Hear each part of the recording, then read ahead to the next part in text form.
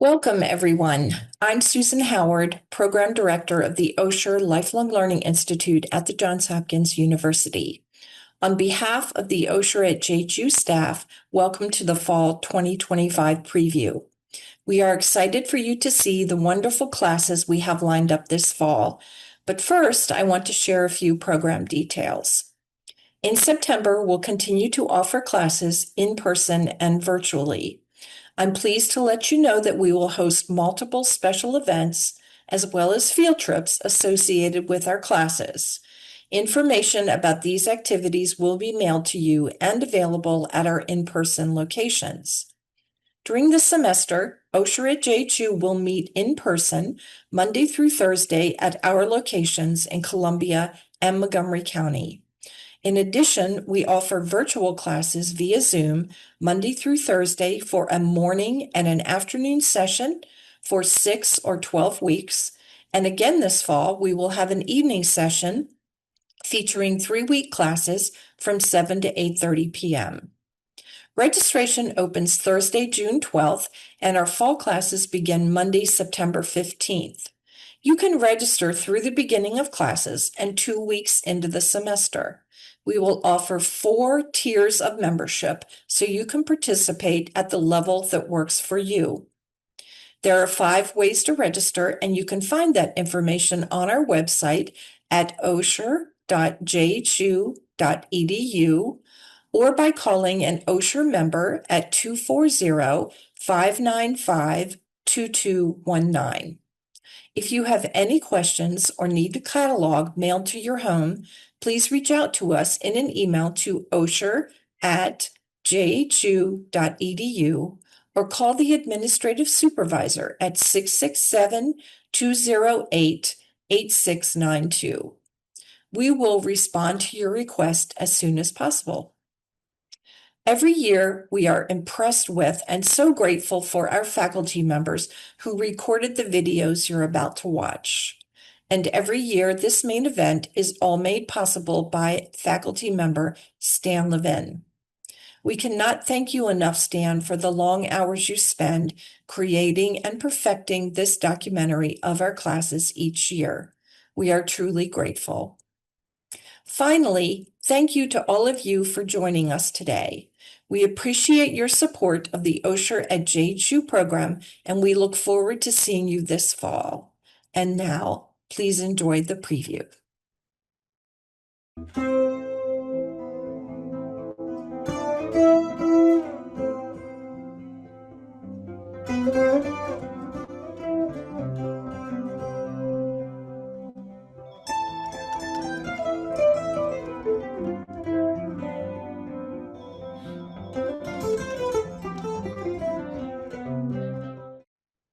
I am Peter Silverglate, and the name of my class is My Favorite Horror Films from the 1930s.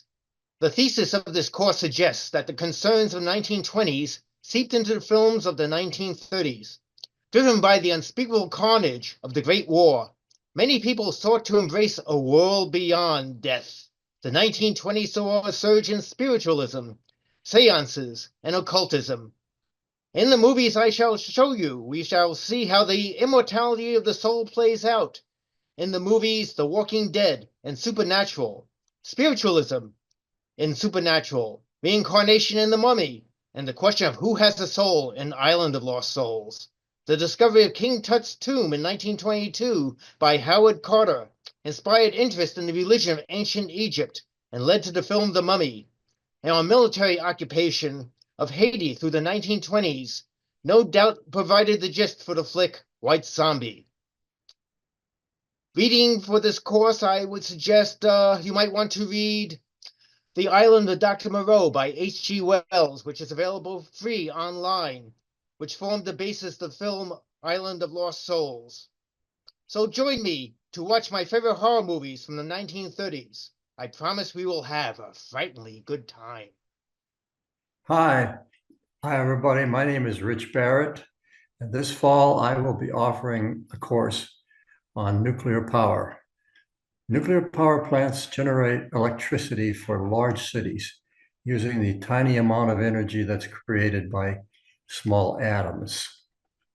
In the near future, the world is going to need a lot more electric capacity, power for electric vehicles, power for data centers, artificial intelligence, and cryptocurrency centers, for the chemical industry, and for steel production, and for desalinizing seawater for fresh drinking water around the world. We're going to have to generate that power using sources that do not contribute to global warming. Nuclear power is the only carbon-free source of electricity that operates 24 hours a day, 365 days a year. This course will be a little bit technical, but not too technical. And it will be modular, which means that each week, each class will be self-contained. So if you have to miss a class, you won't have to worry about falling behind everybody else. There will be plenty of time for questions, comments, and class discussion. The course will be held in Columbia on Monday mornings from 10 o'clock until noon. I hope you will consider joining us. Thank you. Hello, my name is Gidon Amir, and I'm going to teach a class on the daughters of Eve. Over 20 years ago, my first time teaching for Osher, at that time, of course, it was called Evergreen, was a course on modern view of biblical women, in which we looked at some individual women stories and tried to read these stories from a modern and feminist point of view. This time, we are going again to look at biblical women, but we are going to do it in a different way. We are going to look at women according to categories, like mothers in the Bible, or like queens in the Bible, or like prophetesses in the Bible. And what will be interesting for me will be to try and see if the Bible has a particular point of view about this kind of a category. Does the Bible have a special view about biblical mothers? Does it have a special view about women who are queens, and so forth? Now, this course is about women, but that does not mean that men should not attend this class and should not come and study with me on that. Okay, so I hope to see many of you in September, and I think we will have a lot of fun looking at all these stories. And until then, have a good summer and goodbye. Hi, my name is Nora Hammerman, and I'm giving a class called The Age of the Gothic Cathedral in the fall. The word Gothic was intended initially as an insult by the Italian art historian Vasari, who evoked the idea of hordes of barbarians descending into Rome and destroying classical art. But over time, like many labels that have been put on artistic movements, such as Baroque and Impressionist and so on, it went from being an insult to being a term of just a description. And in this case, it's the description of the era that produced the great cathedrals, the amazing engineering exploits that allowed them to build them very tall, create stained glass windows, flood them with light, which was very much of interest in Northern Europe. And I will not just be talking about buildings, but also about kind of the totality of that culture, which will include a little bit of something about the poetry, certainly the painting and the sculpture that went into that. So it'll be a very broad brush. I'm sticking mostly to France, but it has to be kept in mind that these amazing artistic and technical innovations, which we call Gothic, spread all over Europe, even into a sometimes reluctant Italy, where certainly the great Renaissance architect Brunelleschi took a lot of ideas from French architects. So so I should have some fresh ideas when I show up, fresh from France in the fall. And I've never taught this class before, so I'm really excited about it. My name is Saul Lilienstein. This one is a thrill for me to give. It's about the art of the great conductors. And I'd like to start with an an episode in the life of the legendary conductor Serge Koussevitzky, who lived until the mid 1950s. And this story might actually be true. That is, he's sitting in a restaurant, and someone comes up to him and says, "Oh, Maestro Koussevitzky, you are the last of the great conductors." And he looks at this person and says, "No, no, that's not true. There's also, then there's," he can't think of another name. He cannot think of another name because that's the way they are. That's what that profession is like. In other words, the art of the great conductor is going to be a mystery. There are a lot of mysteries in all of this, but the one thing we're sure of is that since recordings have been made, we've got the evidence. We can see and hear the work of Arturo Toscanini and Wilhelm Furtwängler and Serge Koussevitzky and Leopold Stokowski, the great maestros of the early 20th century. We can see how this art developed in the middle of the century and on with people like Herbert von Karajan and Leonard Bernstein. We can go into the later years with Georg Solti and Claudio Abbado, and into the 20th century with Gustavo Dudamel and wonderful female conductors who finally be given their chance. And all of these, you say, what makes a great conductor? What's the art? That's what we're going to try to find. We're going to try to figure that out together this semester. Thanks so much for listening now. Hi, everyone. It's Claudia Kalb, and I'm looking forward to returning to Osher this fall, 2025, to teach interviews with authors, nonfiction writers on their subjects and their craft. And this will be my third time teaching, and I'm looking forward to exploring some new elements of nonfiction writing. In the first hour, looking at some of the kinds of things that can develop that are problematic in nonfiction. And I've got some really interesting examples without giving them away. We're going to look at times when writing raises questions about boundaries, raises questions about ethical issues. When is it appropriate to write about a subject, and when is it not? We're going to look at timing of writing on certain sensitive topics. So broad issues, but I'll have some specific examples that I think will distinguish this class from past classes to dive a little deeper into some of the kinds of things that come up when you explore nonfiction writing. And then we have a great lineup of writers for this class, starting with Lynn Povich. Lynn was a pioneering journalist at Newsweek, where I worked. We're also going to talk to Diana Enriquez, who was a New York Times financial reporter for many years and has written numerous books, including The Wizard of Lies, Bernie Madoff, and The Death of Trust.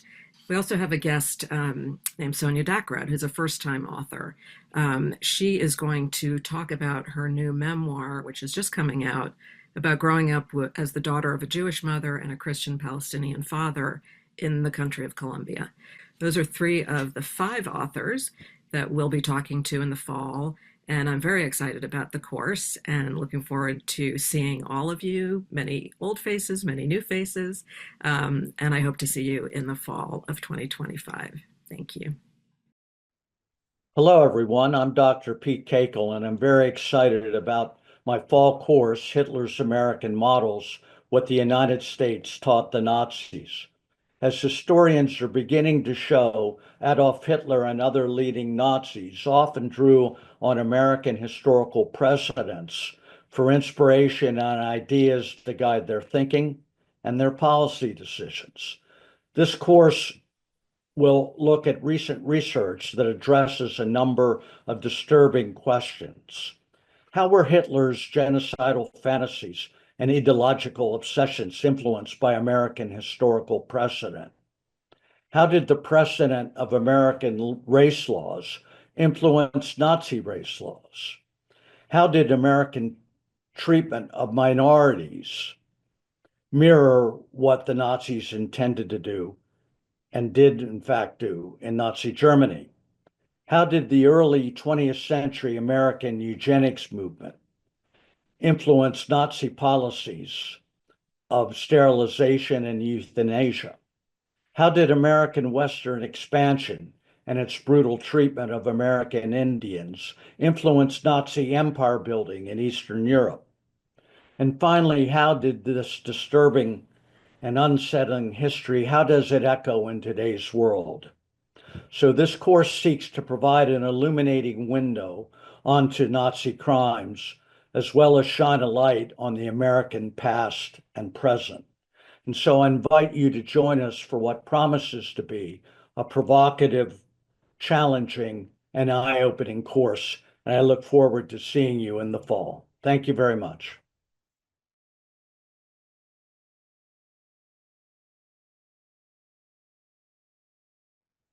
I'm David Hatch, and the course for this fall will be America in the First Half of the 20th Century. I look forward to it as an exciting course, and I hope you will find the excitement too. Think about it. As the United States ended the 19th century, it had undergone a half century of change. It propelled it to economic dominance, or close to economic dominance in many industries, and a sense of itself as a powerful nation. But the 20th century held even more changes. There were more changes, they were faster, they were deeper.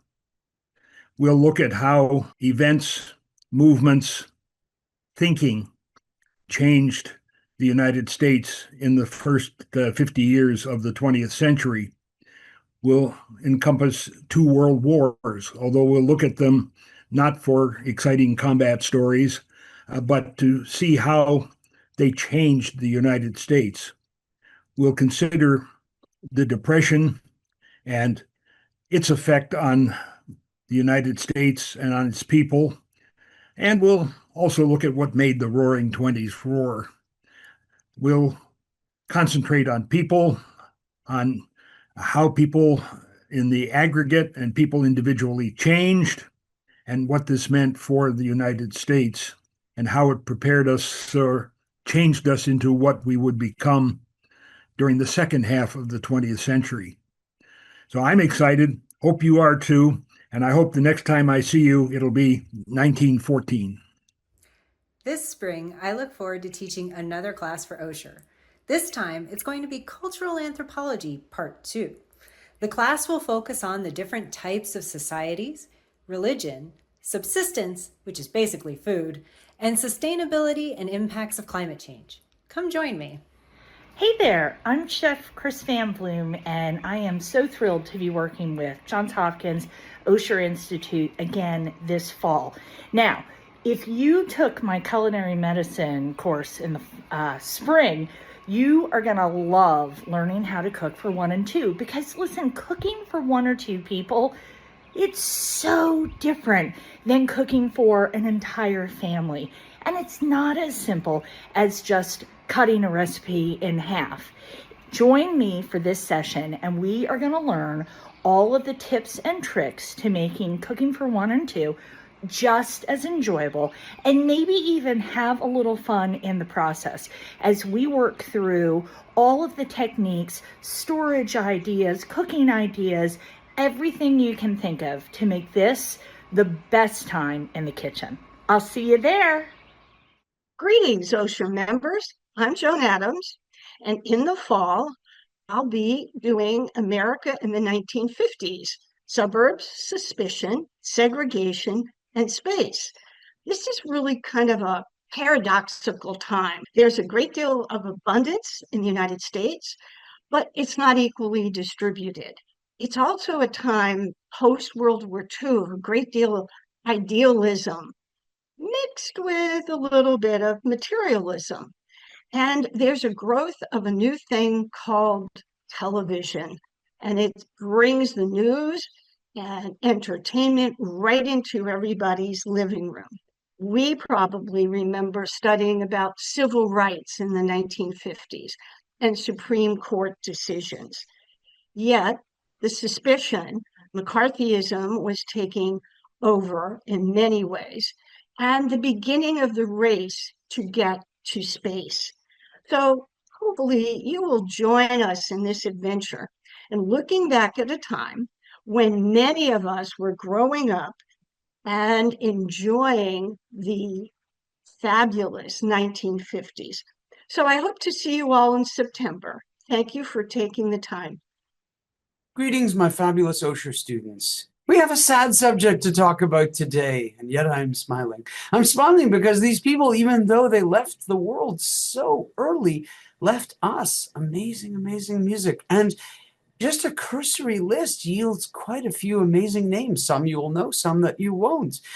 Names like Henry Purcell from England died in his mid-30s from disease. Peter Warlock, who died from drink in his mid-30s, and George Butterworth, who died in his 30s in World War I. Mozart, of course, who left us at the tender age of 35. Schubert, who left us even younger at 31 and wrote over 600 songs and a total of over 1,000 pieces of music. Felix Mendelssohn, who along with his sister both died of massive strokes in their 30s. Very sad, so productive and so amazing. Frédéric Chopin, the iconic composer for the piano, leaves the world in his 30s as well from tuberculosis and difficulty breathing, etc., etc. Bellini, early 30s, one of the great successful bel canto opera composers of his time, along with Donizetti, the same thing, who died a little older, but not much. George Gershwin, the iconic American composer, dying in his mid to late 30s. How sad, of a brain tumor.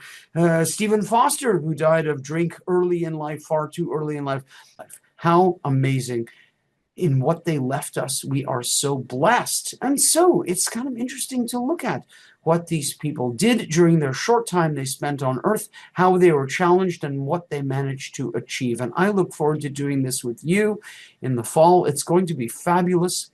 And we are going to learn some great things about the lives and music of people who left us far too early. I'm Mark Weinstein, the organizer of the Great Books course. Now, Great Books is not a lecture, unlike many of the courses in Osher. It's rather an interactive group discussion of short stories. I select the short stories to be covered, and a volunteer member of the class normally leads the discussion. The leader poses interpretive questions, which class members then answer based upon evidence that they find in the text. This process was one that was developed by the Great Books Foundation and is commonly noted, called the shared inquiry method. And perhaps some of you are familiar with that term. Now, there's no requirement for anybody to be the leader of the day. It requires a certain amount of preparation and development of questions. But those that do find it a very rewarding experience. And the only real expectation that we have of a member of the class is to read the story at least twice and come prepared to discuss it in depth. So with that, thank you for your attention. I hope to see you in the fall. Hi, I'm Edward Hadass, and I'm going to be teaching a new theory of money and finance. This is a book that I wrote that was published in 2022 called Money, Finance, Reality, Morality. And it's based on my reflections after working in the financial world and financial journalism for over 30 years. The book is, in fact, a new theory. It's new in several ways.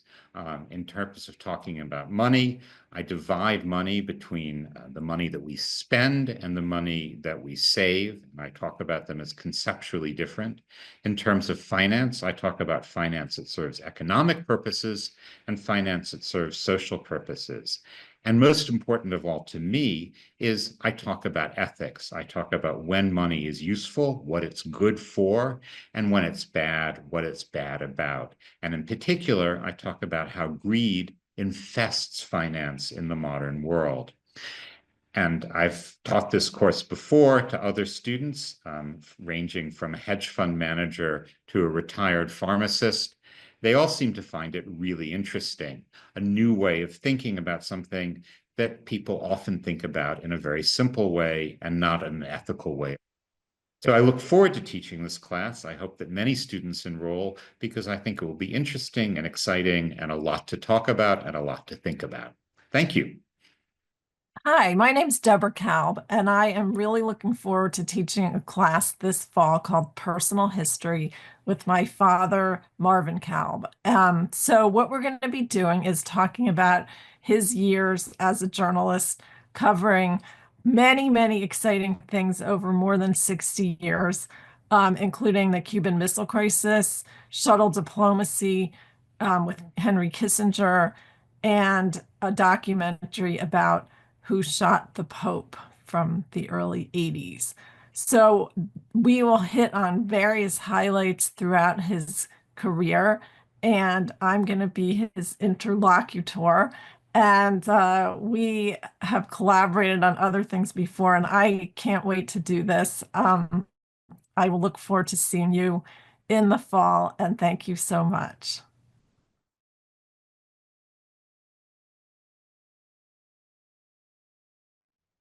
Hi, everyone. I'm Ron Edelstein, and I'll be teaching a course this semester on climate change, back to basics.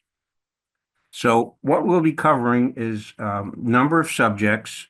First, we're going to be dealing with climate change itself. Is it real? Is it actually happening? And is it man-made? Or is it caused by volcanoes or sunspots or some other action? Second, we'll be moving into what is actually happening in dealing with climate change, and we'll focus on the United States, particularly the new administration, and what actions the new administration is taking to deal or not deal with climate change. Then we're going to look at fossil fuels, coal, oil, and natural gas. Is coal really big and beautiful? Oil, will we ever get off our dependence on oil? And natural gas, is it one of the good guys? Is it a bridge fuel to a renewable future? Or is it in fact just another fossil fuel? Then we're going to shift to zero carbon technologies. We'll look at the whole gamut. We'll look at solar, wind, tidal, hydro, nuclear. We'll look at fission and fusion, see what the potentials are, and see what the state of the art is for these various technologies. So that's it. It's a challenging subject. And I will answer any questions I can dealing with it. And I look forward to teaching the class and seeing you in the fall. Hello, my name is Roger Brunyett. My course, Musical Escapes, is about music's power to transform our mood and transport us to other times and places. Let's start with a short example.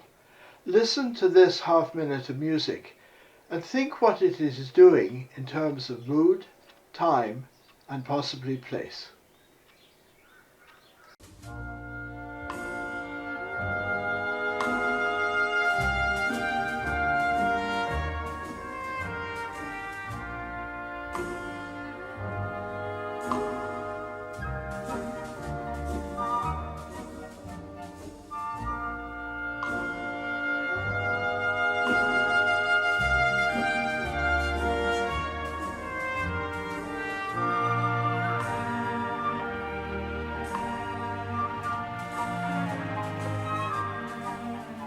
The mood should be clear. It's the blues, smoky, nostalgic. The time is pretty obvious too, the jazz era, the 20s. But place is harder. You would know, of course, if you recognize this as Gershwin's An American in Paris. But from this section alone, without the title, I don't see how you could guess. Musical transport is good on moods, but less so on specifics. Nevertheless, we will go to quite a few places on our musical tours, like those in the postcards here. But we will also look at how music can transport you just on its own, by creating a sense of excitement or fantasy or spiritual radiance. For further details, go to my website www.brunyett.com and click on the image shown here. Hello, my name is Gideon Amir, and I'm going to teach a class on the daughters of Eve. Hi, everyone. Welcome to the fall course. This is Bob Hines. offering a course on the American War of Independence from 1770 to 1784, covering 14 years. So that's right down to the end of the Treaty of Paris, signed at Annapolis in Maryland. And so a focus of this course will be Maryland's role in the American Revolution. We earned a number of titles: the Old Line State, Bayonets of the Revolution, and Washington's Immortals. So why was Maryland so focused on in Washington's mind and a number of others through time? So we want to look at that in more detail, as well as, of course, the larger revolution and tensions between the various states, of which Maryland is also one part of that tension. We'll be looking at some of the major conflicts from here all the way up to Canada, to the invasion of Quebec, and out into the frontier of the Ohio Valley. So there's many aspects of the American Revolution. I'm going to try to bring in a few of these. It's an immense topic, but I think we're going to have a great chance to share some of my experiences during the bicentennial. And I spent 14 years in a reenactment unit during the bicentennial, traveling around the United States, talking about it all the way up into Canada and down into the south of Georgia. And so I hope to share some of those artifacts with the class. Looking forward to it. Thank you. Hi, everyone. Hello. I'm Candy. This is Sam. And we are going to be teaching a course called Broadway Deconstructed. Broadway Musicals Deconstructed, to be more specific. And let me start by telling you a little bit about the two of us.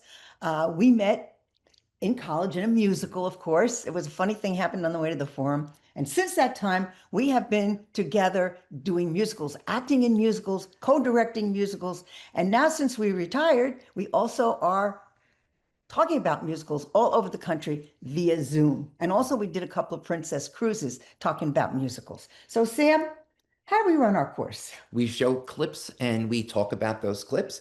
And the course today is the course we're going to do is Broadway Deconstructed.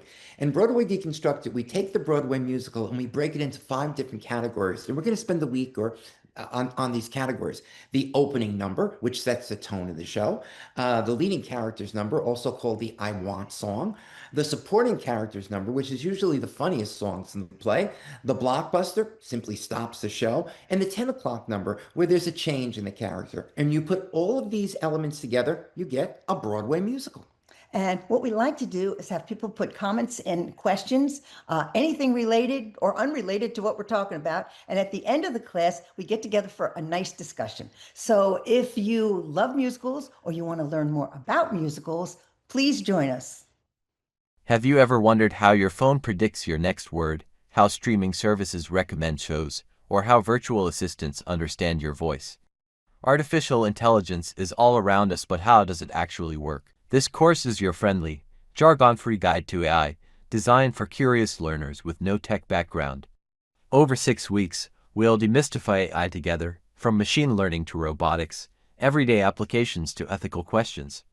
You'll explore how AI shapes healthcare, smart homes, and even creative tools while discussing its risks and rewards. By the end, you'll not only recognize AI in your daily life, but feel confident discussing its future.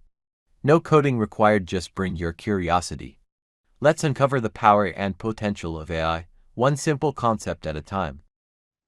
Hi, I'm Melissa Hilbish, and this is the fall class that I have proposed. Time is like a circle, film noir and science fiction hybrids, Alphaville and Soylent Green. So we'll start with Jean-Luc Godard's Alphaville, which was released in 1965 and is now 60 years old. It may be the earliest example of the hybrid form. Alphaville is set in a dystopic futuristic city controlled by a powerful computer, the Alpha 60, which dictates every aspect of life. And yet, true to the film noir part of this, we have a hard-boiled detective, Lemmy Caution, investigating a crime in a city resembling Paris in 1965. And using investigative techniques we now know from classic film noir. This is the foundational film for the tech noir genre, which will emerge in full-blown in films like Blade Runner, The Terminator, and The Matrix.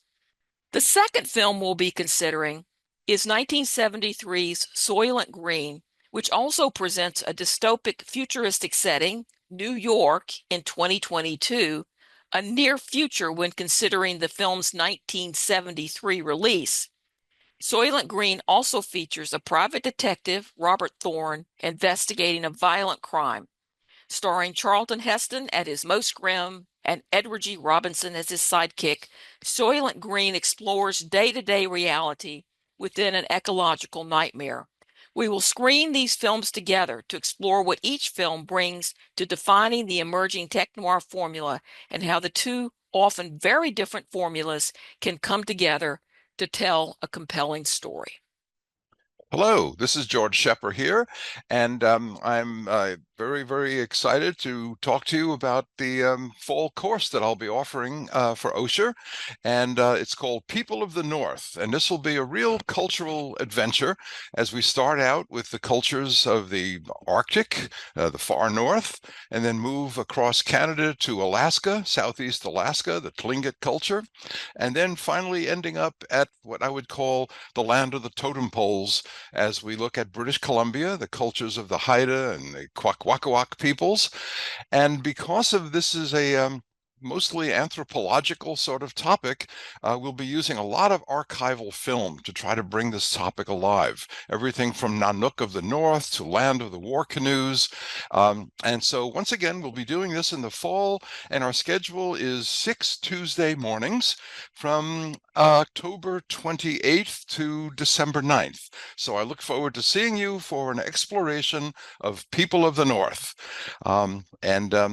Have a good rest of the summer, everybody, and look forward to seeing you in the fall.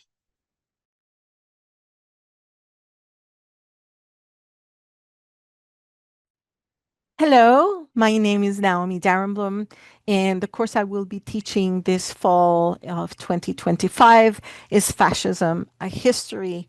In this course, we look not just at the history of fascism, we explore its intellectual roots in the relationship between nationalism and modernity.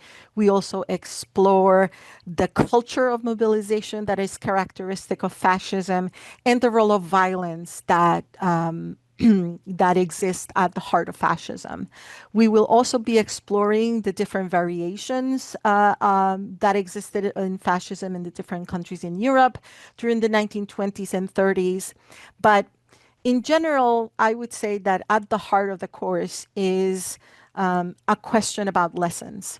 If you look at the questions that historians would ask about fascism 20, 30 years ago, they focused on, was this something that was peculiar to a particular period in the 20th century?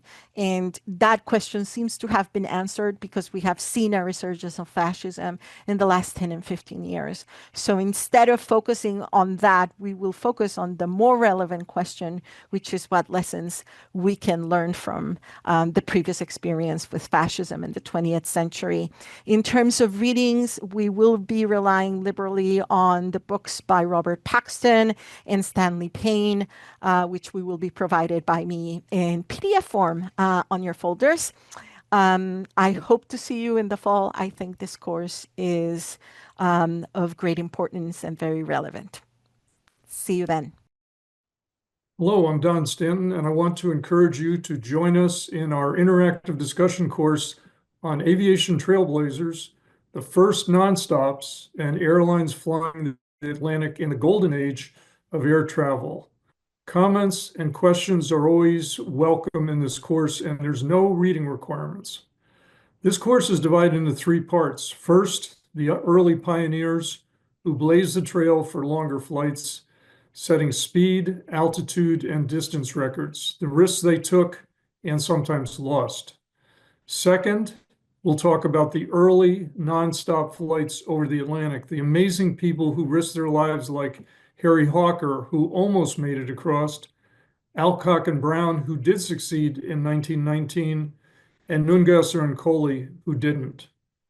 Finally, we'll talk about how transatlantic commercial airlines evolved from the classic Pan Am Boeing 314 luxury Clipper flying boats to Howard Hughes's TWA Lockheed Constellations, Boeing 707s, and 747s, and we'll remember together the golden years of flying in the late 50s to late 70s and share memories of what it used to be like to fly before airplanes were completely packed. I look forward to seeing you in our class. Hi, I'm Stan Levin, and in the fall, I'll be teaching a class called 1940s Movies Before, During, and After World War II. Even though America did not enter World War II until after the bombing of Pearl Harbor, the social unrest of Europe was resonating here. The screwball comedies of the 1930s seem to have been replaced by film noir in the 40s. Film noir, a style that focused on the seamy side of life, murder, a femme fatale, and a hard-boiled detective. The Maltese Falcon is one of the best. There may be two reasons for what appear to be the sudden shift. One, the existential fear of the fascists and how they may take over the world. And number two, the arrival of Middle European filmmakers who came to America to save their lives and to make their movies. This class is not a film criticism class, but a sociology one, sociology of the 1940s. We will begin with Chaplin's film, The Great Dictator, in which he plays Adenoid Hinkle, a parody of Hitler. We will proceed through the 1940s with some of the best films that ever came out of Hollywood, with titles including Casablanca, The Best Years of Our Lives, Gentleman's Agreement, The Third Man, and of course, The Maltese Falcon. The syllabus will list the films that I will cover, but I will not be showing them in their entirety. However, there will be film clips, discussions, and insights into what changed in motion pictures and how they reflected the zeitgeist.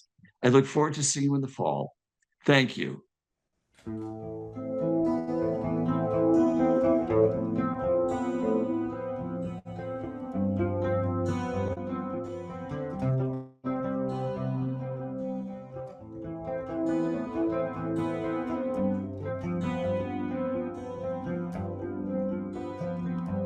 Hi, I'm Samantha Clark, and this fall 2025, I'll be teaching the course titled The Symphony Decoded: Understanding the Orchestra.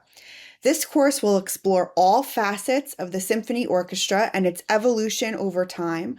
It will provide inside knowledge and a behind-the-scenes look at how it all works.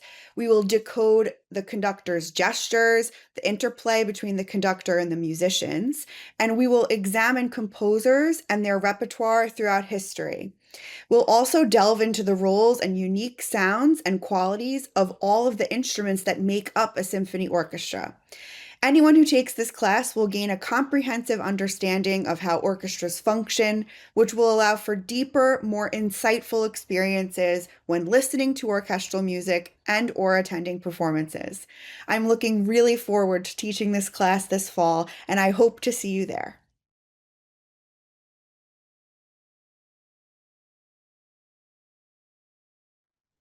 Let's talk about American music, mes petits amis. Let's talk about the fascinating concert or classical music that this country produces. And it's interesting and varied, like this country.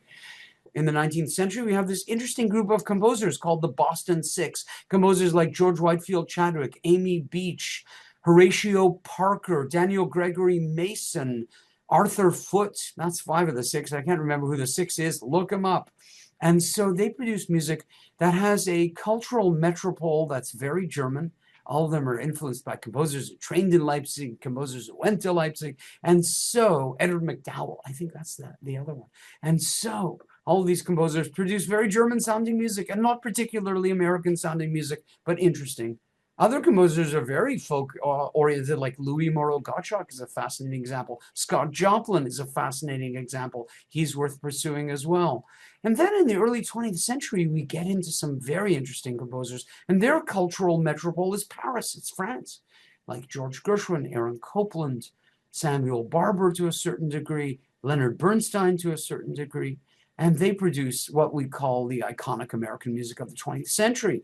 And it is beloved by us and by the world, frankly. So that's what I'd like to do in the fall. And I hope you'll do it with me. I think we're going to have a great time. The domestic product, American classical music. I wish you well. Have a great summer. We will talk in the fall.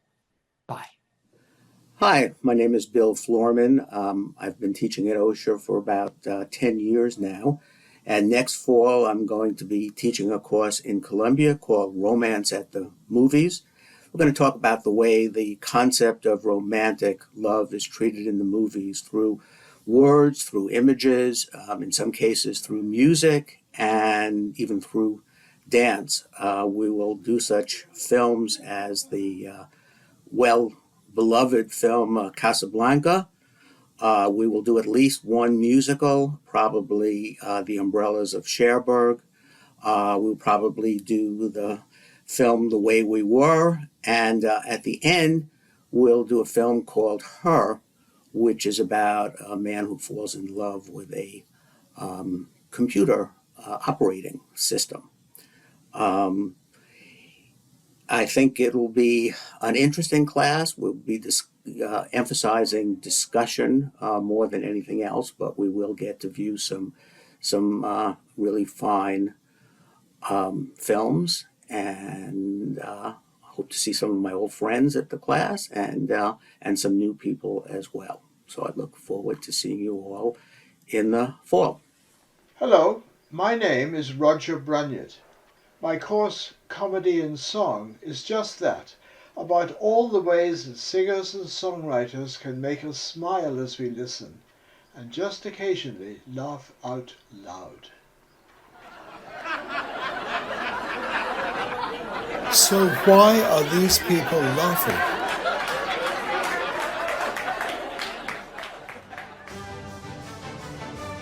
Maybe they're watching a classic operetta, such as Offenbach's Orpheus in the Underworld, whose can-can is playing now, or something by Gilbert and Sullivan. Maybe they're at the Met, watching a comedy by Mozart or Rossini, Smetana's colorful Bartered Bride, or some piece of magic or sheer fun from the early 20th century. Maybe they're on Broadway, watching Annie, Cats, or Into the Woods, three very different takes on musical comedy. Or maybe they're at a concert years ago, listening to one of the great singer-satirists, like Noel Coward or Tom Dare. Everything I have mentioned will be featured in the course in outstanding performances on video, together with supporting materials to provide context. For full details, see my website, www.brunyard.com. Hi, I'm Stan Levin, and in the fall, I'll be teaching a class called 1940s Movies, Before, During, and After World War II.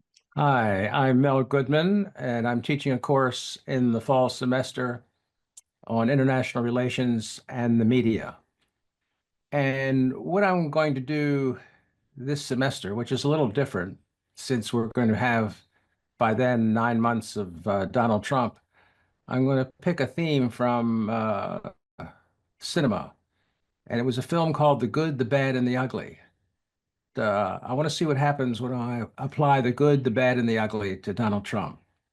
The good was difficult for me, but I strained and I found a couple items over the past several months that qualify as a good step for U.S. foreign policy. That would be the fact that he met with the new leader of Syria, and maybe the disaster that Syria has been for the last 15 years could be brought to a halt.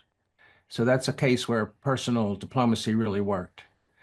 When you get to the bad, then the work gets a little easier because there's a lot of bad in the Donald Trump foreign policy, and I'm going to try to show where the media has not been critical enough of Donald Trump. And that would be Ukraine policy, I would start with. The fact that he said Ukraine started the war, I don't know where he gets the ideas that he throws out there and then runs away from. But of course, Ukraine did not start the war. This was a war he said he would end in 24 hours. Well, in September, it'll be 9 months, and I expect that we'll still be at war, even though there could be a breakthrough for some modest ceasefire. So I look forward to many of you returning and some of you joining for the first time. These are very controversial times. In my own writings, I've compared the United States in 2025 to Germany in 1933, and maybe even Germany in 1934. So I don't know where we're headed at this particular time in history, but the glide path is not healthy. Hi, I'm Nora Hammerman, and I'm giving a class that I have given before, but not for about a decade. And much has happened. This is on Leonardo da Vinci. And if you think you can't talk for 12 weeks about Leonardo da Vinci, you are wrong. And I'll talk about Leonardo as a musician, as an architect, as an engineer, as an anatomist, as a botanist, as all the different things that he was, some of which are not so well known. But primarily, I really am one of those who believes that his primary vocation was as a painter, and that was what he was interested in. The course is titled Leonardo da Vinci, His Time and His Team. I'd like to rub off a little bit of the mystique around him as this, he certainly was a unique genius, but not totally. There were other people in his time. He wasn't the only Renaissance man. He wasn't the only person who could draw and write and design and paint and think of all these extraordinary things. So he put him in context of how he grew up, what Florence was like as a center of the then budding Renaissance, and then his team, the people that worked with him, and the people who came after him, who were influenced by him. Just to mention two of the great names of the Italian Renaissance, Raphael, inconceivable without the influence of Leonardo, and his great rival, Michelangelo. That's a thumbnail.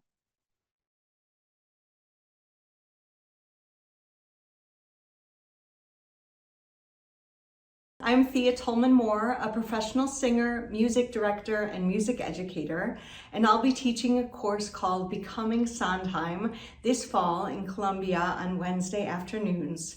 Stephen Sondheim was unquestionably the most influential and innovative figure in American musical theater history. And he transformed the Broadway musical form with his clever lyrics, his emphasis on more complex emotional subjects, and his unique and challenging musical style. This course will explore the factors that influenced his development, including his complicated relationship with his mother, his close friendship with Oscar Hammerstein II, and his collaborations with artists like Leonard Bernstein and Hal Prince. We will get to know some of Sondheim's greatest works, including Sunday in the Park with George, Company, Into the Woods, and Sweeney Todd. We'll take a deep dive into some of his wittiest and most memorable lyrics, and we'll learn more about how Sondheim's legacy continues to affect artists who are writing today. I hope you'll join me this fall, and I look forward to seeing you soon. Hello, I'm Chris Obum, and I will be teaching a course called The Human Microbiome. You've heard the words probiotic, prebiotic, and lots of advertisements about the microbiome. Well, in this course, we'll determine what the microbiome is and whether or not all of these things you're hearing ads will actually help you. The human microbiome affects your brain, it affects your immune system, it affects your skin, and can affect even the cancers you have. So in this course, we'll be exploring all of those aspects of the human microbiome, concentrating particularly on the gut microbiome and the skin microbiome, and hopefully share how our eating habits have changed and maybe even some recipes about how to make our human microbiome healthy. So I hope that you will join me for this course on the human microbiome. Hello, dear friends. My name is Vladimir Friedman, and my course will be called Multi-Faced Guitar, exploring the diversity of the guitar music. Our course description is very easy. Guitar holds kind of unique place in the world of music, captivating audiences across genres and cultures. Why that? And we're gonna explore few different sides of guitar. First, guitar history, trace of the evolution of the guitar, and I will play all the music. For example, it might be very famous Asturias, something like that. Then next lecture it will be about movie music. Mona Lisa, Mona Lisa, men have named you. You so like the lady with a mystic smile. Then We will talk about classic repertoire, and tons of pieces can be played there. Maybe some Segovia things like that.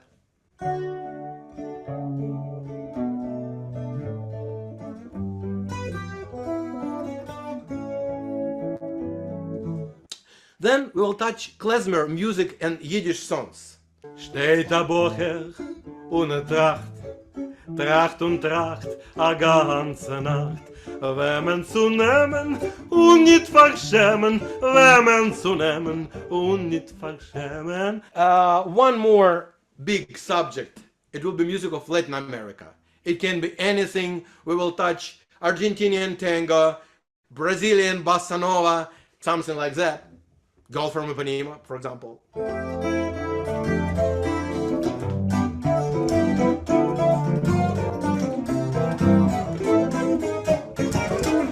And so on.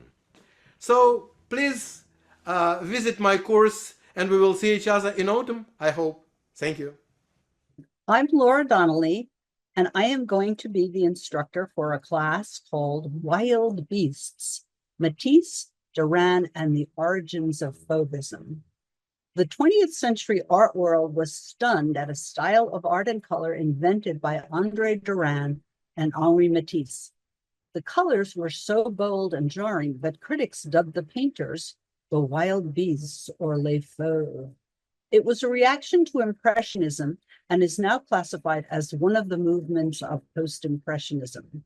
In this course, we are going to study the fauves, the origins and inspiration for their style, and their lasting effect for modern art on our time. And I brought some postcards of the show in Paris, which we just attended. That's his daughter, who always wore a collar because she had had a tracheotomy for diphtheria. Here she is with one of her cousins. The pictures are just lovely. These are at the south of France. Here's an example of what their colors are, wild. And here's another one on the porch of the hotel in which they stayed.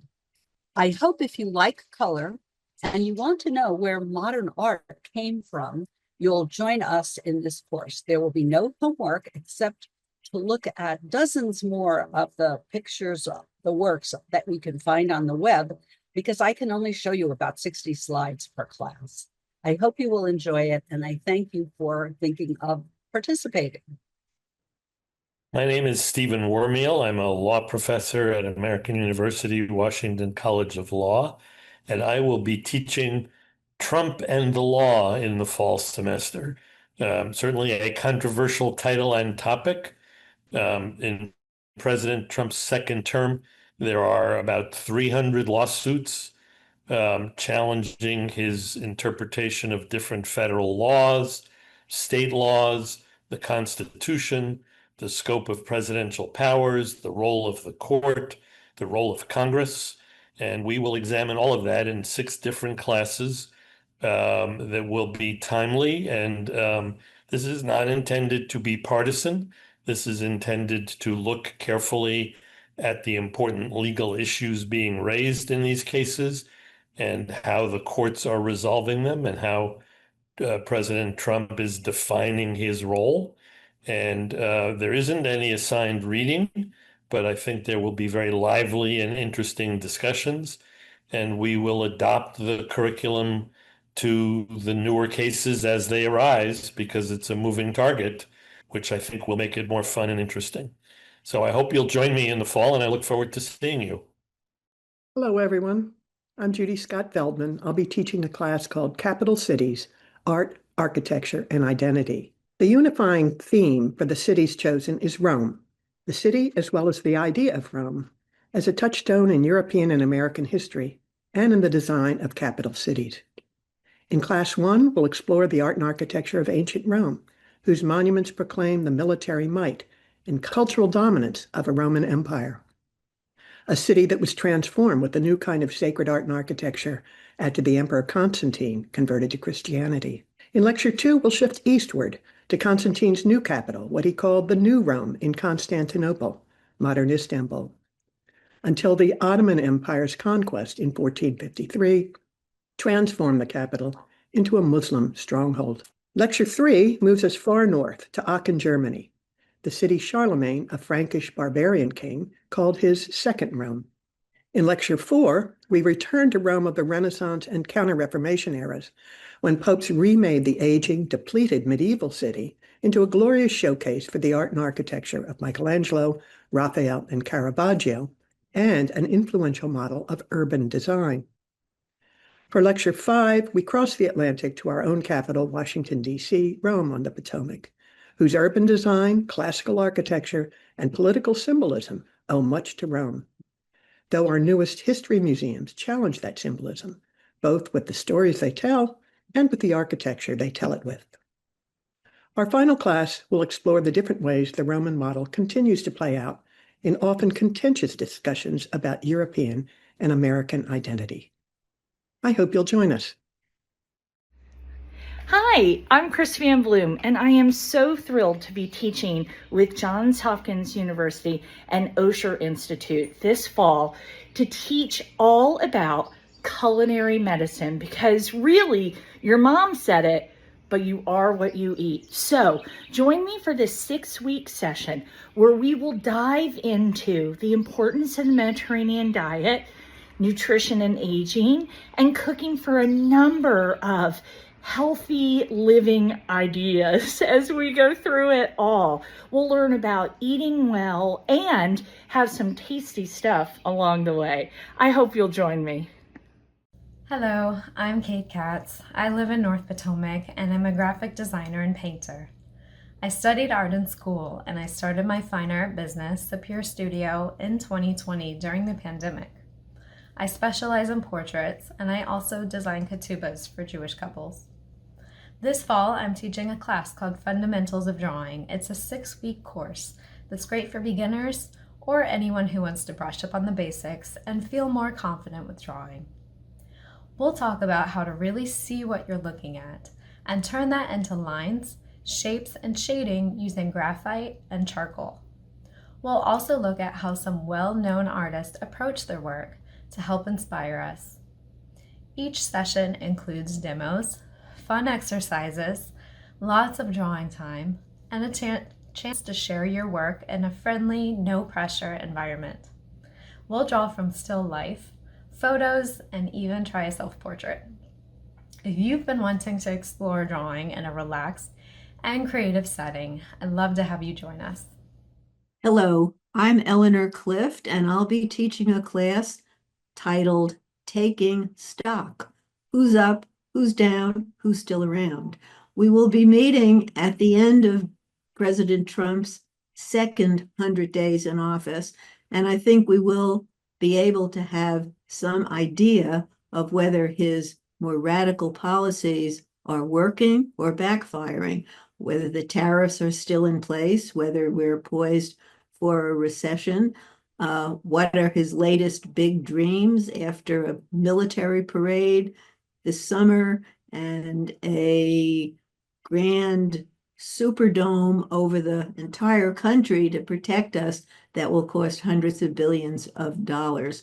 So there's a lot to talk about with Donald Trump, but we won't forget the Democrats either.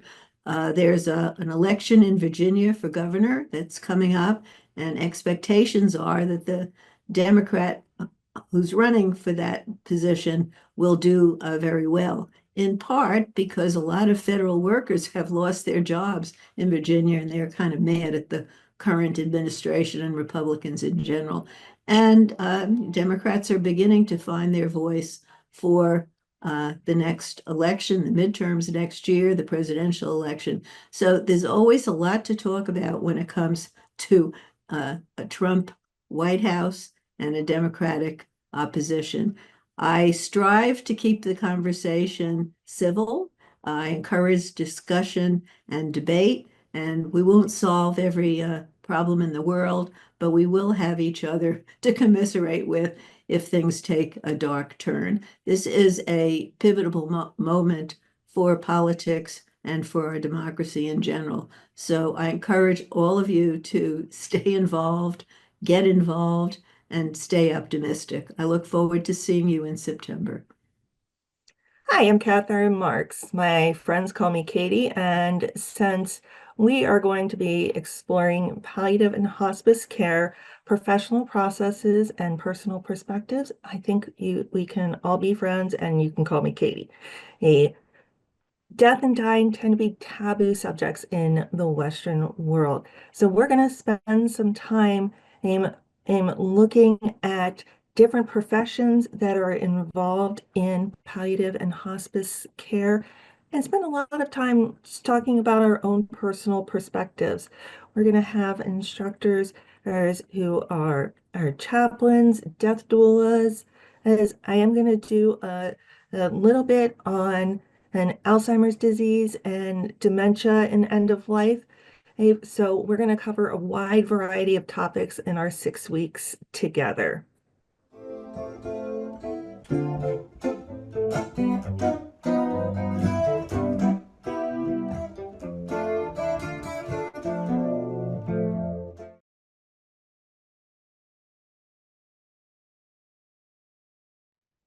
Hello, I'm Eleanor Clift, and I'll be teaching a class titled Taking Stock. Who's up? Who's down? Who's still around? Hi, my name is John Lim, and this past spring I taught a class on decluttering your home, and it was so much fun. And one of the strategies that I covered was selling things that you no longer need online.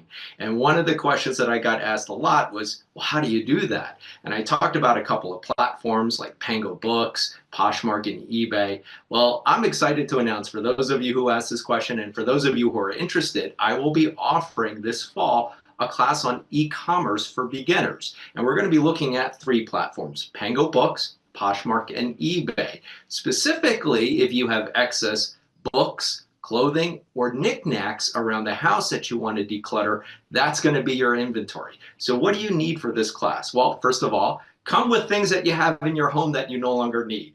Excess books, clothing, knickknacks, things that you're looking to get rid of. This is going to be your inventory. That's the coolest part of this class, is that you don't need to buy anything to get started.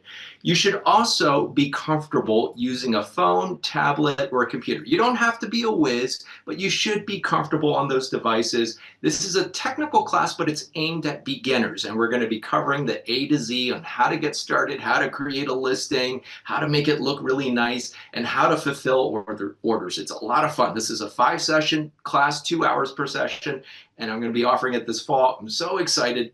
And for those of you who took my decluttering class, you asked for this, so I'm giving it to you. And for those of you who are interested in learning how to start a side hustle or just to clear out some excess stuff, this class is for you. So I hope to see you in the fall.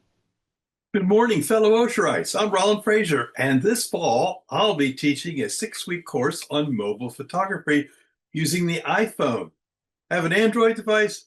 No problem. All operating systems are welcome. This beginner-friendly class will guide you through the essentials of mobile photography, from understanding the exposure triangle to capturing stunning imaging using your phone's built-in features and editing apps. You'll learn how to unleash the power of your smartphone camera to go beyond the lame selfies everybody takes. My Zoom background images in this recording were all created using the iPhone. Let's unlock your creativity. We'll cover a range of topics, including camera basics, composition, lighting, editing, as well as social media sharing, presentation options, organizing images, and in-class critiques. You will not only deepen your technological knowledge of the iPhone camera, but will also learn how photography fundamentally works and about the artistry and creativity that are involved at the root of the photo taking process. So join me at the Carnegie during the second 6 weeks starting on Thursday, October 30th at 10 a.m. for an informative and entertaining class. Thanks for watching, and I'll see you soon. My name is Robert Jacobs, and this fall I will be teaching a course on the novels of Joseph Conrad. Joseph Conrad is widely considered to be one of the greatest novelists of the 20th century. Born in the Ukraine and of Polish descent, Conrad was not fluent in English until his 20s, yet he managed to become one of the greatest prose stylists of the English language. A writer of adventurous sea stories and exotic locales, Conrad was also deeply concerned with the devastating effects of colonialism, as well as the plight of the individual in what appeared to be an amoral and indifferent cosmos. In this course, we will be reading such acclaimed works as Lord Jim, The Heart of Darkness, The Secret Sharer, and other works. I should add, several of these works are novellas. So while we will be reading some longer works, a number of the works are only maybe 60 or 70 pages, so it's not too much reading. So I thank you and hope you'll join me for the novels of Joseph Conrad. I'm Gilbert Burnham, and I'm Emeritus Professor of Public Health at the Johns Hopkins Bloomberg School of Public Health. This is to introduce a course we'll be teaching entitled Providing Health Care in Humanitarian Emergencies.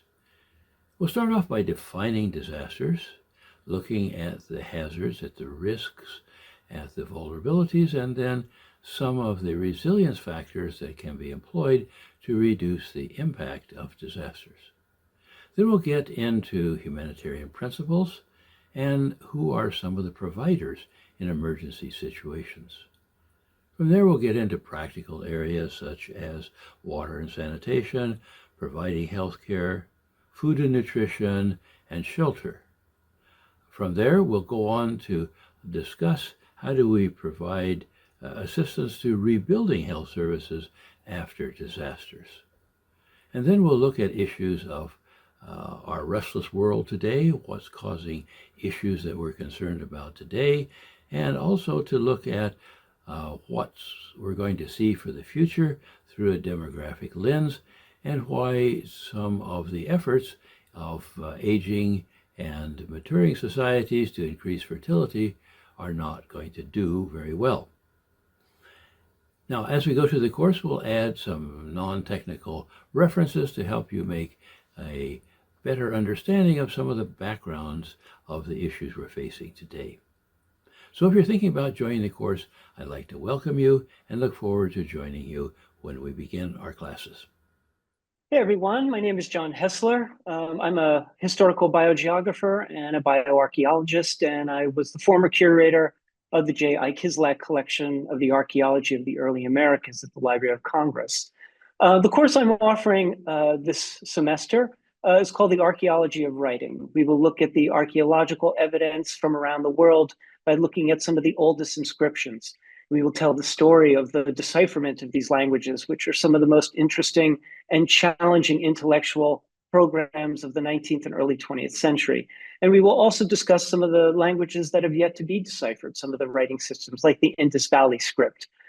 In doing this, we'll also touch on something called a new field called cognitive archaeology. So how is it that humans developed writing? What was the first impetus, the cognitive impetus, and the reasons that we developed writing systems? And in doing so, we will really explore the entire range of the earliest human literature, the earliest human records that we have that are historical. And so the class will basically be structured around that. We will be doing a lot of readings. Most of the people who take my classes at Osher know that I kind of treat them as graduate students. We do some very simple, but also some very complex readings. The way I handle this in the course is I will send out each of the readings for the next lecture after the previous one. So I hope you can join me for this really interesting and intellectual exercise of the exploration of one of the main things that makes us human. Thanks very much.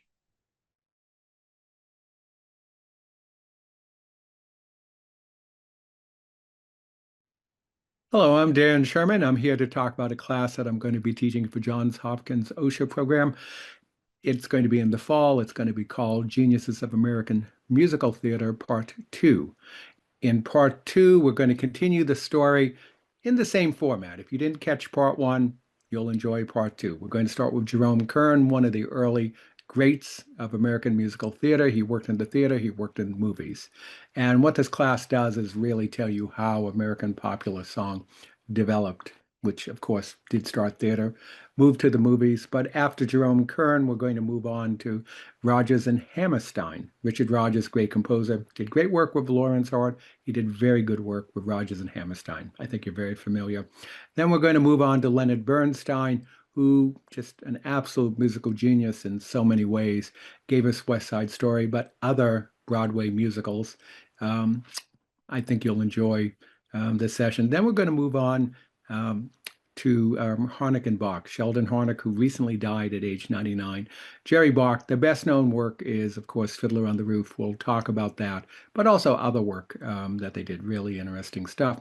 And then we're going to wrap up the term with the late, to my mind, very great Stephen Sondheim, protege of Oscar Hammerstein, who really took American musical theater, moved it in a interesting direction. I think you'll enjoy that class too. There'll be no homework, though I'm going to give you plenty of things that you can listen to, clips, and I'll even recommend a pretty good book along the way. So thank you very much. Hello, mystery lovers. My name is Melinda Kramer, and in the fall, I will be teaching a literature course called Traveling the World with Detective Fiction.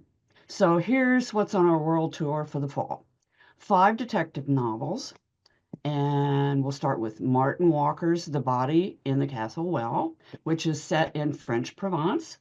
Then we will do A Bad Day at the Vulture Club by Wasim Khan, and this is set in Mumbai, India, which I think is going to be really fun. Then John Chanye Nee and S.J. Roman's The Murder of Mr. Ma, which is set in London in the 1920s.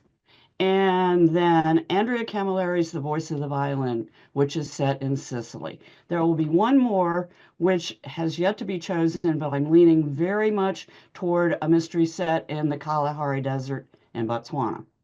So, for our journey together, you won't need this, and you won't need these wonderful travel books, but you will need these really nifty novels, and you'll need to sign up for Traveling the World with Detective Fiction. So take your mind off the present. Come join me for my scenic armchair mystery tour.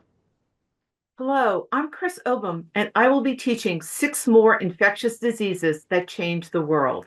This is a follow-on to my first course, 6 infectious diseases that change the world.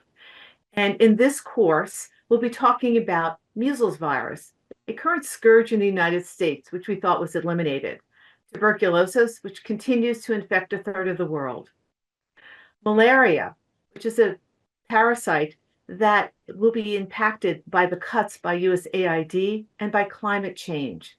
We'll be talking about Epstein-Barr virus, which causes Burkitt lymphoma in Africa, mononucleosis in the United States, and is currently implicated in multiple sclerosis.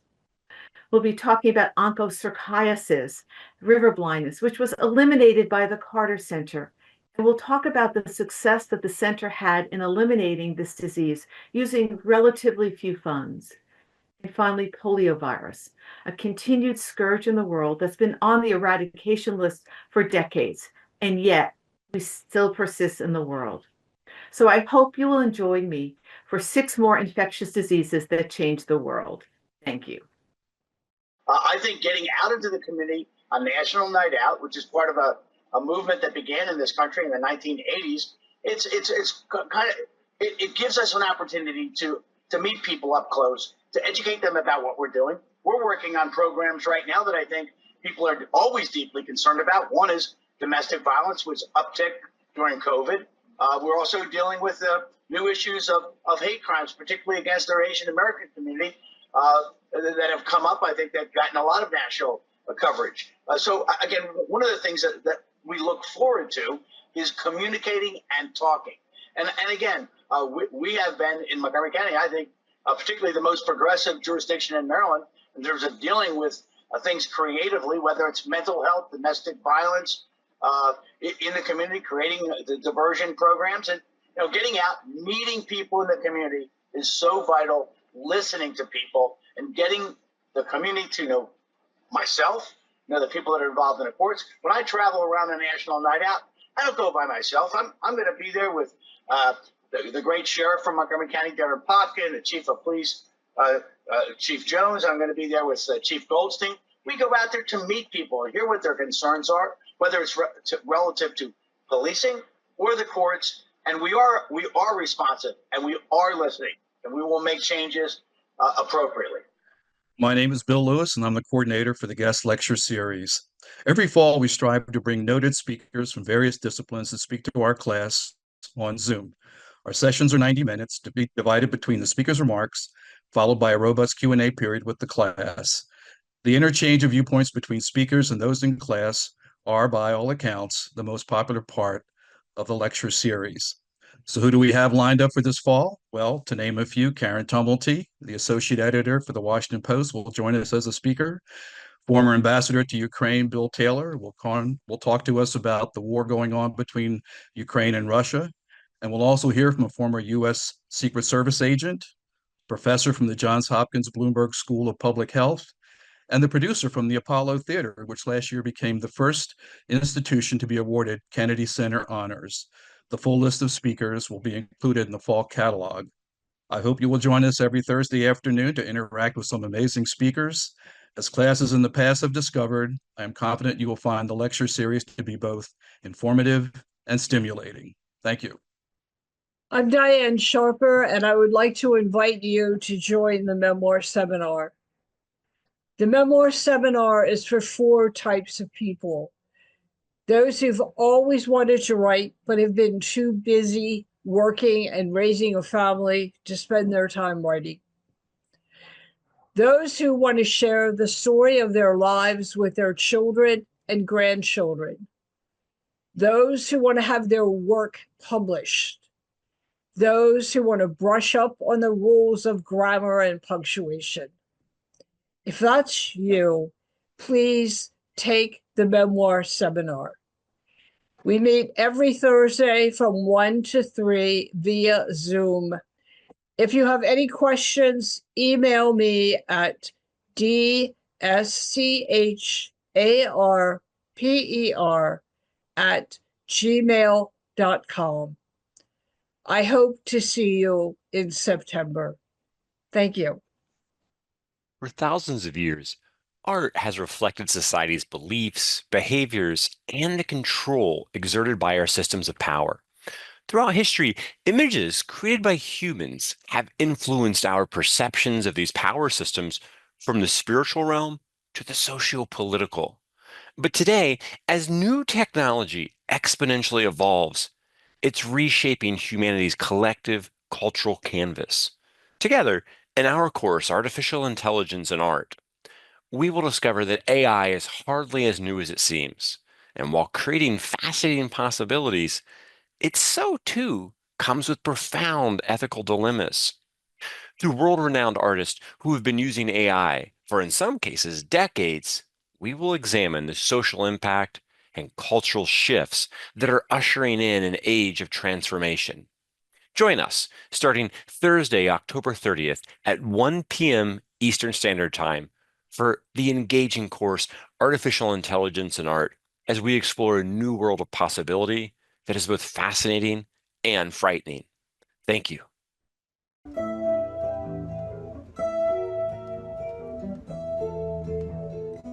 Hi everyone, my name is Dr. Jamie Goodall, and by day I'm a historian at the U.S. Army Center of Military History, but I'm also a professional expert in the world of piracy. For this class, we're going to dive into the swashbuckling pirates and patriotic privateers of the Chesapeake Bay. And so essentially we will go from the so-called golden age of piracy all the way through Confederate privateers and oyster pirates of the 20th century.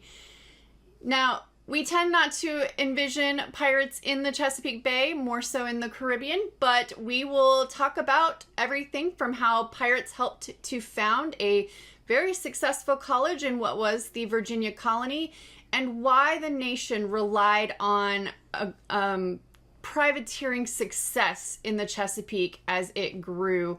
So hope to see you there. Hi, Mark Fitzpatrick. I'm going to be giving a course on capping, cutting, and containing nuclear arms. I'm going to draw on my experience as a former American diplomat and as a cruise ship lecturer.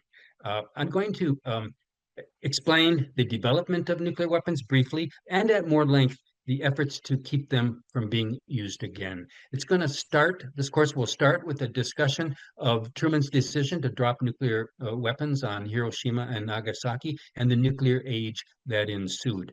I'm then going to discuss the efficacy of nuclear nonproliferation tools, arms control agreements, and disarmament initiatives. The big question, of course, is how can we stop Iran from joining the nuclear club? Drawing on lectures I give when I cruise to South America, I'm going to outline the nuclear weapons free zones in Latin America and elsewhere. Revisiting a lecture I give in Iceland waters, I'm going to talk about the Reykjavik summit where Reagan and Gorbachev talked about getting rid of all nuclear weapons. Using a lecture I give in the Far East, I'm going to explain how Washington persuaded Japan, South Korea, and Taiwan from getting nuclear weapons, and how at least one of them, South Korea, seems intent on getting them today. I promise to keep this course lively. If you take my course, hey, you can pretend you're on a cruise ship to distant ports. You're not going to get the tours or the dining and drinking experience, and I'm not going to make your bed in the morning, but you will get the enlightenment benefit. And isn't that what most of us are in it for?